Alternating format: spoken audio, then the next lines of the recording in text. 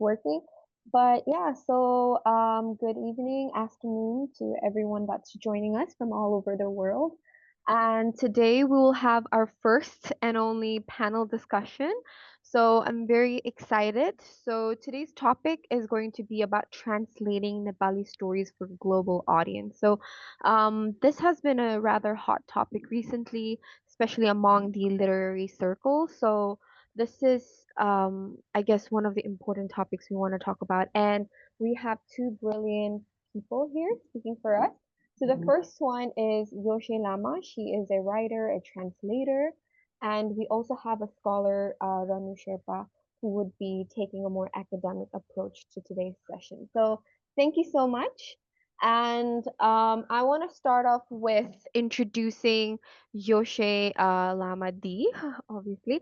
And I want to kind of give a brief introduction on her part, and then I would let her speak about her ideas in general. So, if you guys don't already know, so Yoshay Lama D is a translator, also an author.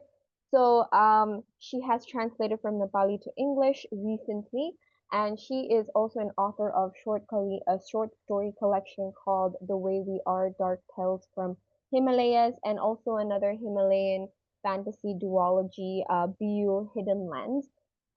She recently has translated Shimi Lama's Flight of Munal, and today she will share her practical experience in translating Flight of Munal and the detail as well as the challenge of balancing authenticity with accessibility. So thank you so much, Yoshidi, and I would like to give the floor to you. Thank you, Magna. A big thank you to the Nepali Narrative for giving us the platform and opportunity to speak here today, and to our host again, Magna, and to the moderators for their support throughout this discussion, and to my fellow speaker, Ranu Sherpa, and to every one of you present here today, thank you very much. So yes, let me start by sharing a slide first. Let's see.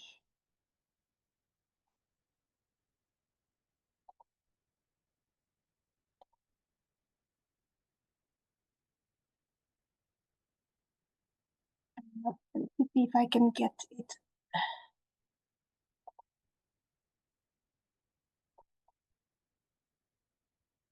Right. So I'll start by sharing a quote from a famous essay written by Walter Benjamin titled The Task of the Translator in a collection of his essays called Illuminations. So the quote goes like this: "It is the task of the translator to release in his own language that pure language that is under the spell of another, to liberate the language imprisoned in a work in his recreation of that work." So in a simple language, what Benjamin is trying to say is that a translator's job is to bring out the hidden beauty and truth of the original work. It is to let it speak freely in the new language and not just reproduce it word for word. So yes, I agree with this quote in every sense, that a translator's job is not just merely a transference of information. It does not entail a mere word-to-word translation, but on the contrary, like Benjamin states, translation is indeed an art. And although I have translated only one book so far, so therefore my work is far from flawless, but from what I have experienced, I can say that translation becomes an art because it involves recreating a new work from the original novel or a story, which means the translator must write an entirely new piece of work within the linguistic frame of the language it is being translated into. So a work of a translation is not just a secondary version of the original work, but a second work, or a second novel or a story standing entirely on its own. And when it comes to my experience of translating Flight of the Munal, it was both an enjoyable and a challenging process, where I tried my best to translate the truth, as Benjamin states, as well as preserving the beauty of the original work. And yes, it was a constant struggle to maintain that delicate balance between the two, doing both in equal measure while respecting the original work. So yes, I retained some of the original words and terms by not translating them. For example, using Sayapatri and Godavari flowers instead of marigold and chrysanthemum. And the same applies for festivals and culinary terms. So by doing this, I felt that I was preserving some of its authenticity. At the same time, it was also a deliberate act of decolonizing the language in order to show respect and dignity to the original work. So yeah, and once again, the trick is to balance so that readers don't get caught up in difficult words they do not know the meaning of. And a proper translation within the context of the original words and terms is of prime importance. On the other hand, a good level of accessibility is equally important, and this is where my experience as a writer proved valuable, as it enabled me to work with the style, structure, rhythm, and form of the literary narrative in English. I believe it's also very important to avoid making translated work overtly simplified, using idioms and colloquial expressions from the translated language. So in this case, English, for example, phrases like kick the bucket, spill the beans, chilling out, be back in a jiffy, all these expressions anglicize the translated work in a way that it loses its original flavor. Dealing with untranslatable aspects also proved quite a challenge. In my case, humor, songs, and motivational poems that was littered across the stories. Let me share this so that you can have a clear picture. Excuse me. Okay, so here is the original passage, and then there is the translated version. So the original passage goes like, केराको पातमा कातेको बत्ती दैलोको ठेलैमा परदेशैबाट म फर्की आए के यस्तो बेलैमा. And then the translated version goes like, look at the oil lamp on a banana leaf on the threshold. From a distant land as I return, this sight I behold.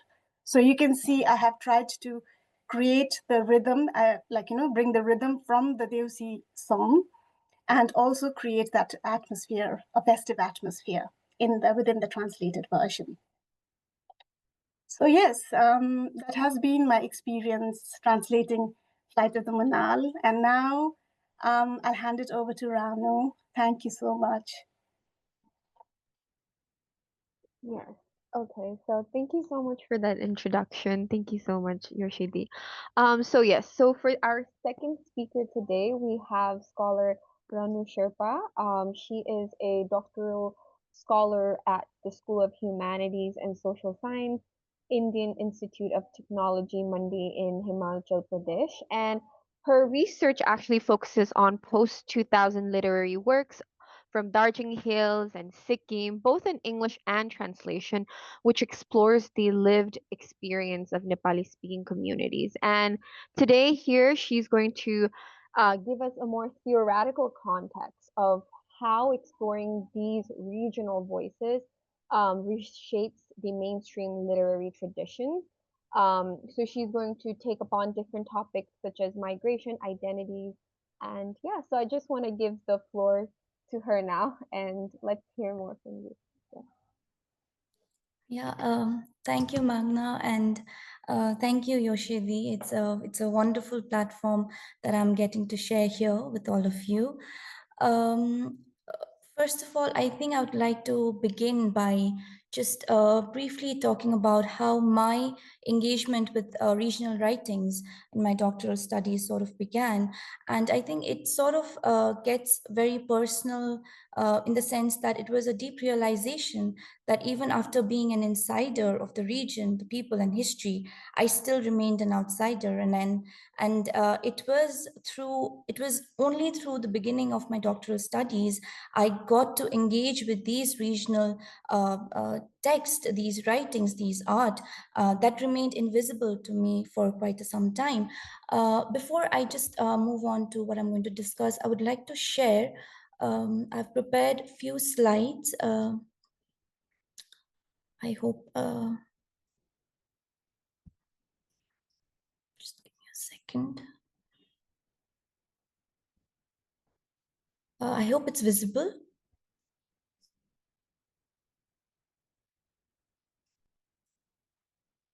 Magna, I hope it's visible, the slide.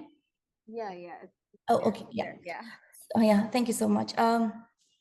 So to begin with, why translation, and what is the significance of translation today, and perhaps what it holds tomorrow, has been quite of an interesting point of intervention for scholars like me, because like I said, I have been an outsider for quite some time, and it is because of the invisibility, quote unquote invisibility, of these regional texts, until and unless I try to I myself willingly tried to look forward to reading them. So, of course, we have a different debate here that can go all together for the linguistic choice. Why in English, and why is it that it is being translated, and why is the visibility even more prominent when it is translated in English? And the discourse can be open for discussion for some other day, because given the complex colonial settlement history of Darjeeling Hills, it is kind of very much rooted to that historical context. But I understood over the course of time, as I started reading these regional writings, is that translation plays a very, very important, or rather we can say it becomes a very, very powerful weapon for positioning this literary production within the larger world literary system, or we can say the mainstream canon. And this is where I feel, for scholars like me, our sort of interest kind of begins. I do not know why I cannot change it. Yeah. um, so when I'm saying that, when can translation be considered, or why can it be considered as a very powerful performative act, and how it can position these regional writings, is because, as any other translated works that we see that is coming across in the canon of world literature, we see that this body of literature, it highlights very much the interplay of the local aesthetics, and also at the same time global readability. And I think that is even what Yoshidi was trying to hint upon in her topic, that how in the translation there remains the global the local aesthetics embedded in it, through like the terms that she used, the untranslatables, and at the same time it is also meant for a larger audience. But what becomes very interesting at this point is that then in the process of translation, what is translated and what remains untranslated, who makes the choice, why is the choice made? So just to kind of kind of weave it into the whole practice of translation, maybe I'd go back to Yoshedi's own text, and I do have her text here with me, The Flight of Munal, though I've not been able to completely finish reading all the short stories here. But I think as a translator, she would come across, or any translator when translating a text will come across a culturally rooted, a locally grounded terminology and experience that does not have an equivalent meaning in the target language. Because when the proto-text moves from the source language to the target language, it has been argued, and this is not a contemporary argument in translation studies, that there is no equivalent code unit that is there in the process of translation. So translator, and even for that matter here Yoshidi, must have encountered what in theoretical lens would be termed as a cross-lingual asymmetry, where you do not find any equivalent code unit in the target language. But at the same time, what is also very interesting to see is that then these untranslatable yet find its way into the global readership. How does that happen, and why does that happen? For Yoshidi's work, I think she could tap into this later as the discussion proceeds. She has beautifully curated a glossary of literary terms towards the end of her text, and then she has given the closest equivalent meaning of the untranslatables that she has used in her short stories. And she's tried to explain it in a very simple layman's language, what these untranslatables would mean for the larger audience. But at the same time, there is a new subjectivity that is produced when this equivalence is being brought out. What I mean by that is, for example, she's taken a word chula, she's used the word chula, chula, which she translates it as, or she gives an equivalent meaning as the kitchen stove.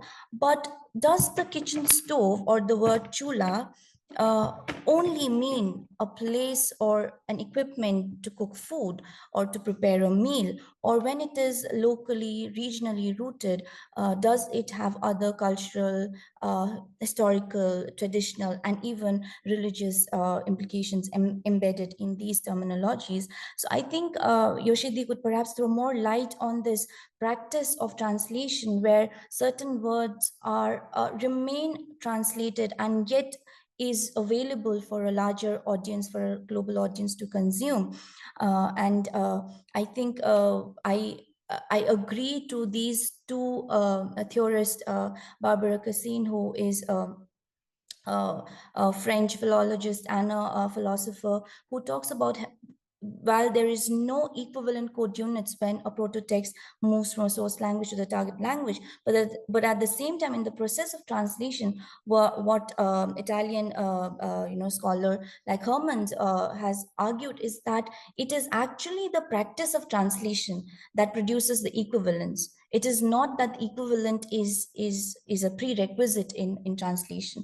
So this is where I feel the new subjectivity comes into play, and the very the act of translator then becoming a transcreator, leaving behind of course, as Yoshidi also said, that there is this fine balance between what she would want to make reachable for the global audience, but at the same time also keep the integrity of the original text alive. But then this is where new subjectivities are brought into play, and therefore the whole question of transcreation in the process of translation begins. Because of time's constraint, I'd like to kind of not get into the depths of it, but also this would also make us question then, does translation only shift from the one source language to the other target language by resisting or asserting certain cultural agency and resisting certain linguistic or cultural dominance? Or does it also produce new semiotic meaning in the process? I think these are questions of interest for scholars like me. And if we talk about the Nepali emerging literature in translation and in English, I feel that there is, and we are moving towards making up a new literary sphere, which can be, it's open for discussion, but then maybe the Himalayan literary sphere, which has its own aesthetic values, its own narrative logics, and so on and so forth, which challenges the center periphery sort of a dynamic that we read within the literary world system. And I feel that whatever the challenges that Yoshidi was also hinting upon, whatever would have been, the condition of translating a text from a proto-text from the source language to the target language, what remains for sure is that, translation is going to happen. It is going to take a very significant role within the literary world system, because there is a practical and an immediate need which is overriding other considerations. And therefore, I feel this is the reason why we are today talking about translation and the role of translator in within the larger world literary system. And I think we are open for discussions as I end my sort of beginning to this talk. But I would rather revert back to Yoshay, and perhaps if she could kind of tap into the untranslatability aspect in the process of translation, I think that would really help us to understand what actually goes into the process of translating from one language to the target language here, from Nepali to English, if that makes sense. That's a very good question, Ranu. And as far as my experience is concerned, it was I'd say it was very organic. Like, you know, to be honest, the first step was to actually translate line for line for me, and then to rewrite the entire book again within the framework of the linguistic, linguistic framework of the translated language, that is English. But I think where you're talking about the untranslatable aspect of writing, I think being a writer becomes extremely important when you, at least for literary translations, as even Benjamin pinpoints to this importance, because only as a writer you can have a feel for the rhythm and structure of both the works, and also have a deep connection. Also have a deep connection to the original work. And as a writer, because you are coming from a position of having an experience with the rhythm, form, structure of the translated language, so you can play around with the creativity. And this is where transcreation comes in. So you sort of transcreate it, right, while you translate it. And and also that, for me, I'd say humor is the most difficult to translate. It has its own distinct style, very rooted in its culture. So it is something that is not at all easy to translate. And one of the stories in Flight of the Munal, titled Hamu Aji, comes with a lot of humor. And I must say, I struggled the most with this story, trying to find ways to elicit some level of humor in my translation of the work. And I hope I've done at least some justice to the original work there.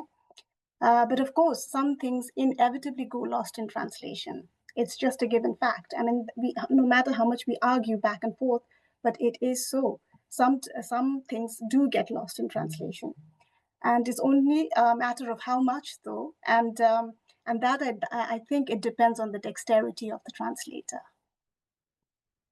Yeah. And I have a question for Ranu here. When we talk about peripheral literature, shaping and reshaping the central literary norms, as a translator, I can think of a linguistic center. Do you see this as extending beyond the linguistic, say a cultural or institutional aspect, such as the publishing hubs, or what is your perspective on it as a research scholar? Thank you, Yoshay, for that question. Well, I do not come from the background of translation studies, but because now that I'm delving into translation studies as I engage with all of the translated works in my doctoral thesis, I think when I talk about center periphery, you are very right to point out that does it transcend just the linguistic and the cultural barrier, because again, I would, as a scholar, I would go back borrowing some theories, and then now I'd go back to a sociologist, French sociologist, I hope he's French, sociologist, Perry Bourdieu, and then he has written an essay called The Field of Cultural Production. And here he argues, if I've not misinterpreted him, here he argues that every cultural production, it works within a certain social field, a certain social system where there is an interplay of agents, institutional powers. There is a power dynamic at play. It is not an independent autonomous production in itself. So I think it does, because what is considered legitimate, what is considered canonical, is heavily relied on to what is circulated and what is accessible. And this is decided precisely by these institutions, by the agents involved, by the publishing houses involved. And we talk about periphery and the center dynamic. I feel like this dynamic is being challenged by the translations, like we are seeing from Darjeeling Hills and Sikkim, because I engage with them, is when for instance, when a local publishing house or a regional writing sort of gains certain symbolic capital, or even for that matter some sort of a cultural significance, maybe through being nominated in some prize award, or even winning a prize award for that matter. We know Chudin Kamimo's Song of the Soil was the JCB Prize winner, and it was published by an independent publishing house like Rashna Bookstores. Now, what is happening is that then these publishing houses, independent publishing houses at the so-called periphery, is now challenging and reconfiguring these institutional norms that, sociologists like Bourdieu has argued that now the monopoly is being disrupted. Who decides what is canonical, who decides what is circulated, who decides what is translated, is sort of being reconfigured. So I do feel that in the center periphery dynamics, it is not just the linguistic and the cultural transcendence that is happening, but I also do feel that there is this involvement of a heavy involvement of publishing institutions and these other agencies that are involved. I hope that made sense to your question. Yes, absolutely. That was an excellent answer. Thank you so much, Ranu. And I entirely agree with what you're saying, as how the publishing industry, it has to have a very big say, does have a very big say in it, as, like gatekeepers. They are the gatekeepers Yes. at the Yes. end of the day. Yes. So, Yeah. sorry to interrupt, but then I think it would be a good follow-up question for me to you as a translator. How has these industries influenced your work, your process of translation? Yeah, as a translator, I work within the parameters that the publishers allow or expect at the end of the day, because what I translate will be processed through them, and like the decisions on what to publish, how to market it, and suggestions made by the editor. All these affect how visible my work becomes and how it ultimately looks and feels on page. And in that sense, yes, the publisher becomes the gatekeeper, as they say, as they make the important decisions to which works are to be translated, whose voices are to be heard, etc. Yeah. Yeah, And very true. yeah, it's I feel they have a very very big part to play at the end of the day, because because no matter what you translate, it has to go through a publishing house before it is out into the world for the readers to read it.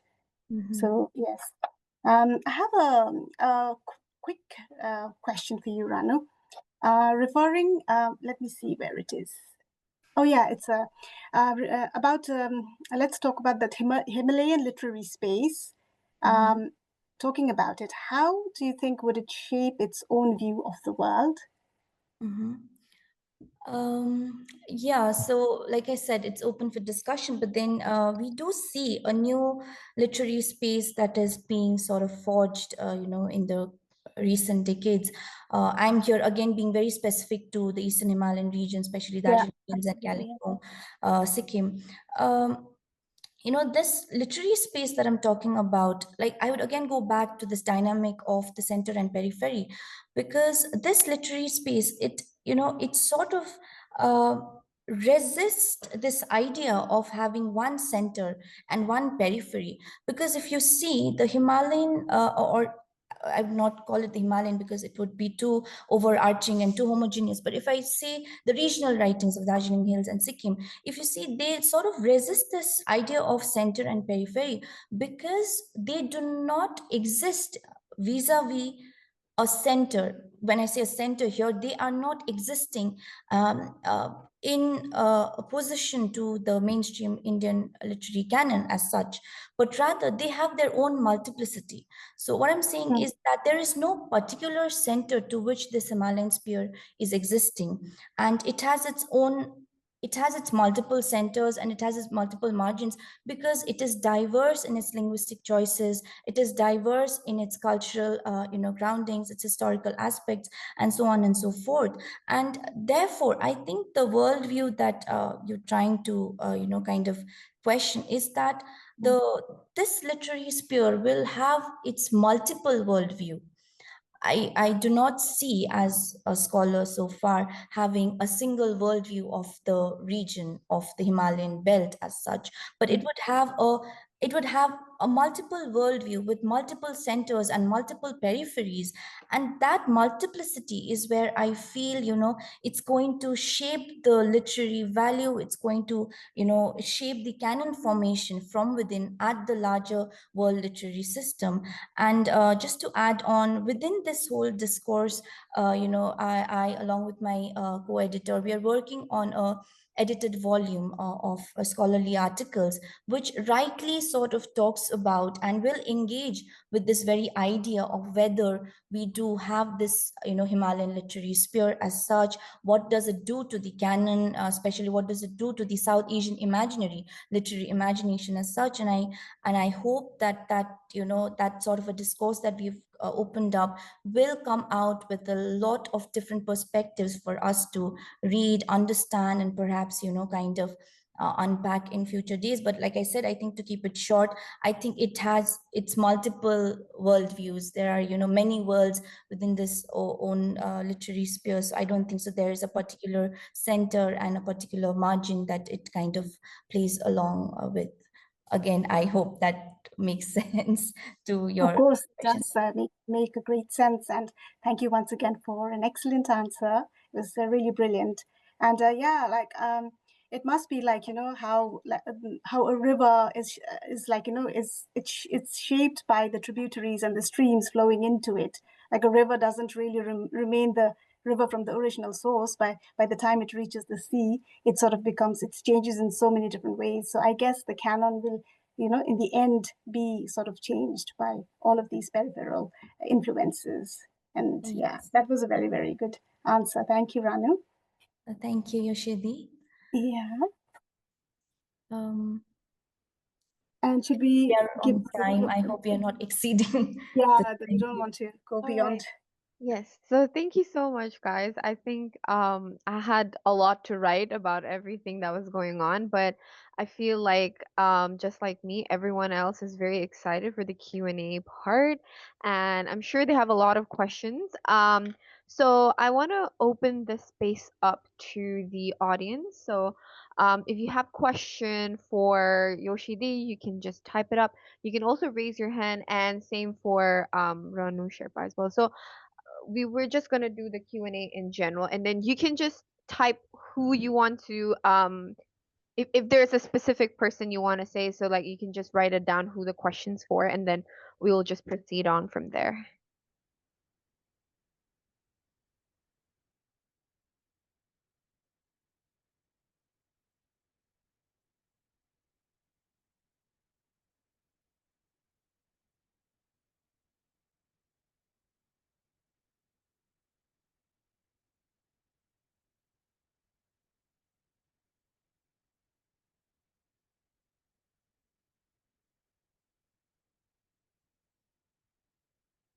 So while we wait, I'd just like to say that I hope everybody gets to read Flight of the Munal.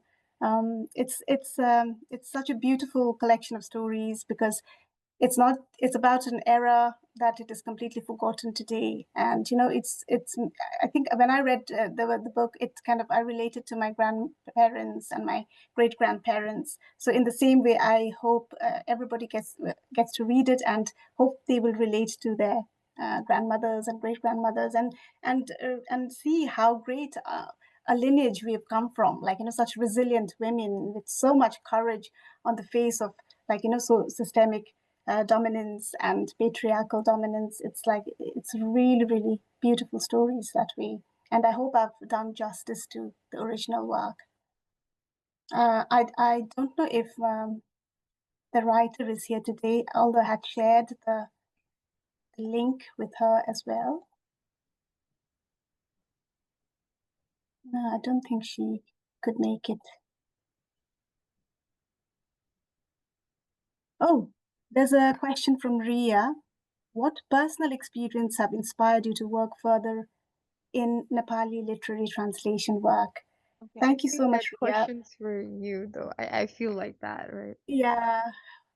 Personal experiences is that I've always, a part of me has always wanted to bring our, our traditional literature into the world in the forefront. And when Flight of the Munal, or the original title is Ek Mukta Munal. So when that was written, and it was my mother who wrote it. And when I read it for the first time, I had this instant connection to the stories, and that completely inspired me to work with it. And so far, I can only speak from that particular book, because that's the only one book that I've translated. But of course, in the future, I would really, really be interested in translating other works, learning more about translation, continuing to learn and grow within the translation field. Yes, thank you. I don't know if I've answered your question correctly.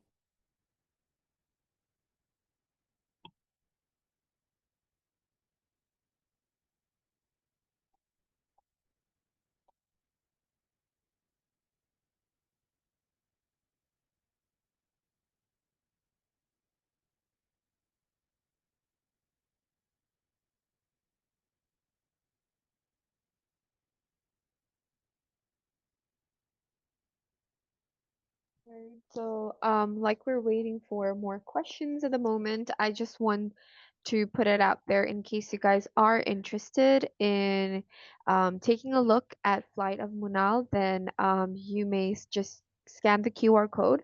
So we have one for local purchases in India, and we also have one for the international purchases via Amazon. So yeah, just feel free to scan it up, and then it should be with you. Um, yeah.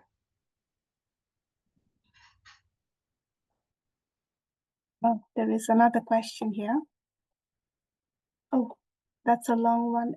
Thank you for your short presentation. To Yoshay Lama Lindblom, I was hoping to ask, in the passage you showed us, there was a mention of banana leaf, and I feel that's quite a potent object in the South Asian context. I was wondering, when translating texts into English, we are in a way moving towards a globalized world, following from the colonial world, etc.?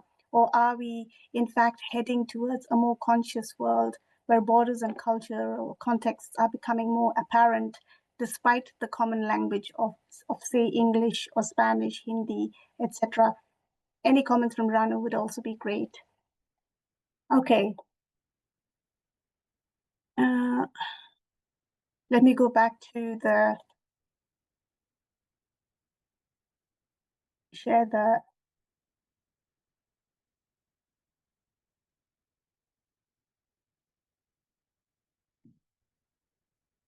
So your question was, what was the chat again?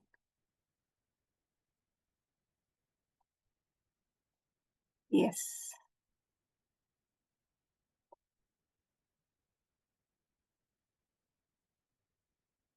I think with a translation, especially in English from regional language, of course, the first, so the first intention is to move towards a globalized world, in the sense that you make your regional works visible for a larger audience, a globalized of the globalized world. But at the same time, by maintaining the fidelity with the original work, you sort of not translate. You keep certain things untranslated, but create that transition between the original work and its meaning in English. So in that way, you retain the originality of the work, as well as you move towards the globalized form of the work. Because at the end of the day, it is a globalized world that we are intending to move towards with translation, especially from original language into English as we are speaking. And as far as like you are asking about Spanish and Hindi, that I don't have an experience with so far. But with my experience with Flight of the Munal is definitely to bring it to a more globalized world. I don't know if that's the right answer, but so far from the top of my head, I can think of that. Do you have anything to say, Ranu, or to add to this? Yeah, maybe just follow up to what Yoshidi has already said, and what I also was trying to convey in my initial talk was that this whole I don't know if it's the right way to term it, but then there is this subtle paradox that sort of exists in the process of translation, because like you say, you want it to be there out for a global readability, but at the same time you are trying to keep the local specificity of the region alive. You're trying to kind of keep it grounded, and you're trying to keep the integrity of the proto-text, the original text, but at the same time you also are trying to go out there to reach to a global audience for whom the proto-text language in which the text is written is kind of foreign or alien to them. And I feel the new subjectivity that I was talking about is, I think the translation happens, and then transcreation rather happens in that third space, in that paradox. Is I feel, when you're talking about how that sort of, how translation can straddle between reaching out for a global audience, and at the same time, it's trying to keep itself more within that sort of a limit of being culturally grounded. So I feel, yeah, it's kind of it does not have a very straightforward, close-ended answer. It could be open for a lot of discussions, but this is what I feel as of now, that I think transcreation is happening in that third space, if you can borrow the word from theorists like Homi Bhabha. I think I'm just dropping in some names, but then, yeah, theorists like Homi Oh, Bhabha. yes, I remember. Yeah. Yeah, like Homi Bhabha. So I think that's what I would say as of now. Yeah. If that And yeah, I'd like to quickly add here that all the scholars that I have read do point out the fact that transcreation becomes the dominant factor in literary translations. It becomes one of the most important terms, because you have to transcreate it, not just translate it. So and also yes, it, because of the transcreation, the borders and the cultural context are becoming more apparent that way as well. And while we work with the globalized world, that, I mean, it's a very open-ended answer, but it is, I think it is like that from what I have experienced with translating Light of the Manal. We have a question by Pankaj. Hi, Pankaj. So lovely to see you here today. He asks, when you encounter Nepali slang words like hunta, hawas, la, lau, how do you prefer translating it? Do you prefer retaining the original words without explanation, letting the readers understand using the context, or explain the meaning through footnotes, or explain the meaning in the prose in line, or perhaps a combination of all of them? Yeah, very good question. Thank you very much, Pankaj.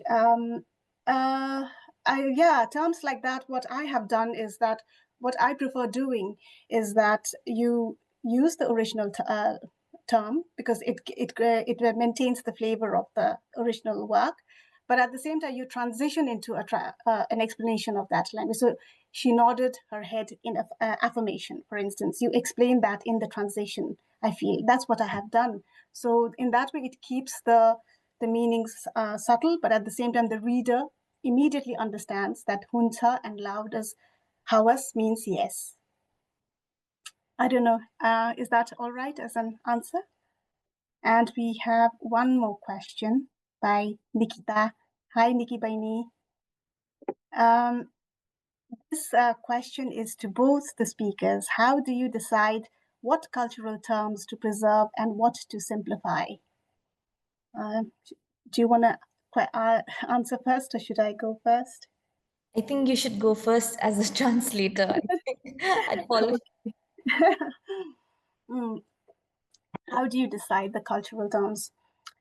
It's very difficult. It's a very good question, Nikki. How do I decide what cultural terms to preserve? Yes, cultural terms, as in, for instance, when I talked about keeping the festivals intact, for instance, Dasai, Tihar, and a lot of culinary terms with food keeping intact. At the same time, you transition into a meaning. For instance, there is a story called Guru Dakshina in Flight of the Munal, where the protagonist of the story is offering aludam and roti to the chana to her friend, and I've retained the original word, but then I have transitioned into the next line saying that she tore the bread off and scooped the potato. So it has to be quite subtle, I feel, in order to be creative. You can't just have a very blatant, translation going in there, but see how you can, very subtly move into the meaning of it so that the readers can understand and not wonder about the strange word that they have just come across. Yeah, that would be my answer for that.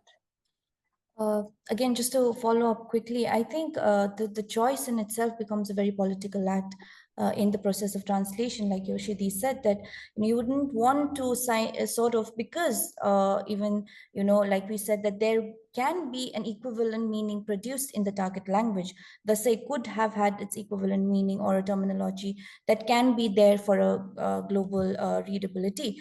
But the fact that the translator resists, or they choose not to translate, is possibly a political act of what they choose not to be globalized, and rather let the local aesthetic and the local sort of grounding remain there through their trans creation that they are involved in. So I feel that's a very much political act, and yeah, I think for now that is how I would want to answer.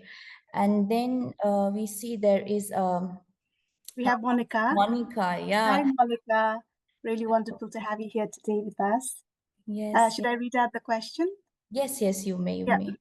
Monica writes, thank you for a wonderful session, both Ranu, whom I have known as a friend and colleague, and Yoshidi through her writings. I have two questions addressed to both the speakers respectively. For Ranu, what is your view about the role of the state in contributing and promoting regional language to another regional languages and English? For example, the state-run institutions like Sahitya Academy and NBT have been playing an instrumental role in the shaping of literature through their annual publications and distribution, but we as readers resisting it? And that will be your question, and then I can my question when it's my turn. Yeah, thank you, Monica, for joining all the way from Germany. Yes, we worked together for quite some time, and I think the question that Monica has posed is heavily loaded, and I do not know if I have a correct answer to that. But then, like I was talking about, how the legitimacy and the canonization is determined by certain, institutional dynamics, the power dynamics that is in play. I think that becomes very important when you're talking about institutions like Sahitya Academy and NBT. And if you put it vis-a-vis publication houses like HarperCollins or Penguin, or these other more acclaimed so-called institutions where the power relations is clearly visible, I see it is not like what I'm trying to say, and what we're trying to argue also here is that it is not the readers who is resisting, or it is not that they choose to remain to be invisible, but there is a larger social field that is at play in the process of circulating these texts, process of making it accessible for a larger audience. I think that is where these texts remain invisible. These works remain invisible, and it sort of gets glossed over. I think the role of institutions and the power relations that they are against each other, I think that plays quite a significant role. Role here. I don't know if that makes sense, but maybe I am still yet to kind of delve more into the public sphere, into the publication industry as such. But as of now, I feel that it is this power relation, the dynamic that is in play within the social field, that makes these certain texts visible, certain texts legitimate and canonical, and some kind of still remain at the margins. So I hope that sort of gives makes sense to the question that you've posed. Yeah, I think Yoshidi can take up the second part. Yeah. And Monica writes, yeah, I'm so curious to know your opinion on how much liberty and creative freedom would you, as a trans creator, take in the process of translation? Here, I would say that as far as Flight of the Munal is concerned, let's go back to that one book that we are talking about. I sort of I did struggle a lot maintaining that balance between fidelity and accessibility. And I think all translators must walk this fine balance between the two, and not try to lose the balance, because or else it will be like sort of, imbalanced. And then as a translator, you're not exactly trying to write your work, but you're trying to rewrite somebody's work within the linguistic context. So I would say that to remain within the context is of utmost importance and significance, and you use your creative freedom in the sense that a translator at the end of the day is trying to translate the meaning and the intent of the truth that the writer has been trying to convey in his or her or their original work. So I think this is here when you can use a little bit of your creative freedom when you try to translate the meaning, because at the end of the day, when words come in play, Nepali and English are entirely different, two different languages. So as a translator, how can you work as that medium? So I would see this as not as a bridge, a translator not as a bridge, but as rather a medium, as a permeation, a medium as a permeation, that when a water flows through a soil, that a metaphor for a water flowing through the soil, as in like enriching and giving nutrients to the soil. I think that medium is the work of being that medium is the work of the translator. So yes, so you use your creative freedom in a balance, you just can't cross some thresholds. So you just have to maintain your work within the framework of the original work. Yeah, I hope. Yeah, I that think was we a have good answer. one last question. We have one more. Oh, we have Yeah. one more. I think that would we have two more, so I think those two will be the last one. Yes. So I think the next question is for Ranu. Oh, Yeah. is it? Oh yeah, from Muna. Yes, yeah, Mona. Before I respond to that question, just quickly, I would like to share that Monica is also a writer, and she has been the PM Yuva author. Her book has been published by NBT in Nepali, named Kinar Haru. But like we are talking about the visibility of the text, I think, this is where the role of translators walk in. The irony here is she herself is a translator. Again, a translator. Her work has been published from Sahitya Academy. So I feel that, Monica, you should translate your work and leave it out there the surface for us as readers to read.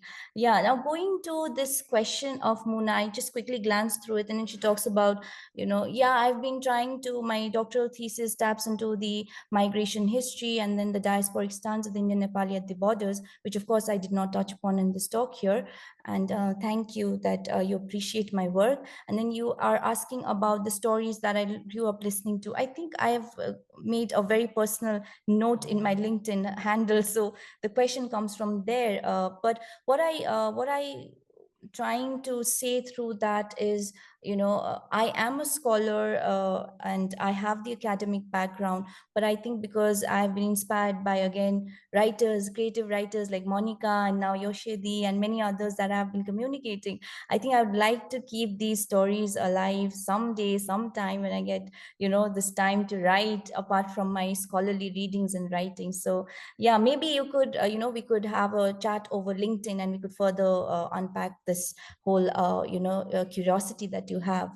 I think there's another question. I'm going to text reading and those the transfer rights themselves translators.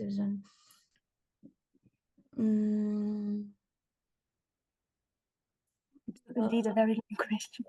Yeah, so yeah, I think this is a question that I've been engaging myself with, and I am yet to find a definite and a close answer to this, because first thing I would like to make it very clear is that the texts that I've taken up for my thesis are translated into English, and the fact that they have been translated by a translator and not the writer themselves, if I'm getting the question, these translated writers, no, they are not translated by writers themselves. And yes, there is a translator who kind of involve or engage themselves into producing this work, and then it gets into the process of transcription there.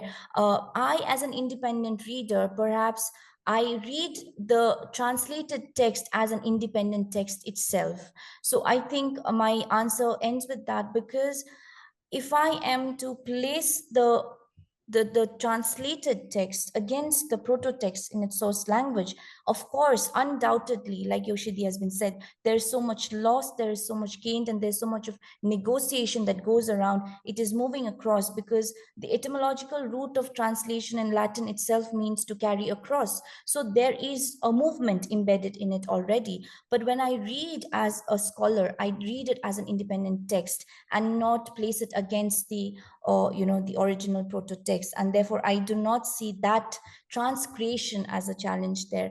I hope that sort of answers your question. And yeah, What a wonderful Yoshidi, answer, Ran. Yeah. thank you. I think Yoshidi could add something to it, maybe. Yes, of course. I mean, what you said about you reading the translated work as an independent work, and that is how readers should be reading the translated work and not trying to go back to the original work, because again, the original work was written, when translators translate after a certain number of years and a passage of time. Most of the time, there has been a huge number of like years between the original work and the translated work. So also a lot of these the current trends come into the translated. Like, you have to translate according to the trend, the current trend of the publishing industry, and also how that is how a translated work may look a bit different from the original work. And when you read, it does become entirely its own. It stands on its own. It's a second novel or a short story. So that's where what I would like to say about, like, how reading a translated work as an independent work standing on its own, and of course they're relating to the original work at the same time. Right, Thank you right. so much for all the brilliant questions. It was such lovely Yeah, questions. thank you so much to both of you guys. I think that was just such an engaging discussion. I feel like we all got to learn quite a lot from this session. So, before we end the session, I want everyone to take a look at the books that we have discussed about, as well as the reference. So, in case you guys are interested in any of the things that was said, then feel free to take a look if you want to read more about it. These are all the sources that the speakers have used, as well as the book itself. So feel free to, scan the QR code, and I'm just gonna prop it all here. And yeah, so thank you so much. I think we've learned quite a lot about translation, transcreation, and just the essence of translating itself, and not just, translating for the sake of translating. And this was just such an interesting debate and as well as discussion, and I feel like I've got to learn a lot because I myself am interested in translation discussion, so I was just like writing notes the entire time. But thank you so much for taking out your time. And yeah, we also have another session tomorrow if you guys are interested in joining. So tomorrow we'll be talking about mostly social issues relating to masculinity, feminism, with Pankaj Giri. So yeah, and Yeah, we we'll be have there. more. Yes, and we have more sessions. We have another session with Yoshidi as well. So if you guys are interested Yes. in knowing more about her work, please do tune in, and you can just check our Instagram to know what's the schedule like. And yeah, thank you so much, Ranu, and thank you so much, Yoshidi, Thank for you so much coming for here. having us. Yes, Thank you so much for having us today. Thank you for all the wonderful people Yeah, out here and your thank you. beautiful, Thank you, brilliant everyone. questions. Thank yes, you so much. okay, We thank learned a lot you. as well from your Yeah. questions. Okay. Yes. Okay. So bye bye, guys. Thank you so Bye. much. Okay. Have a lovely Bye.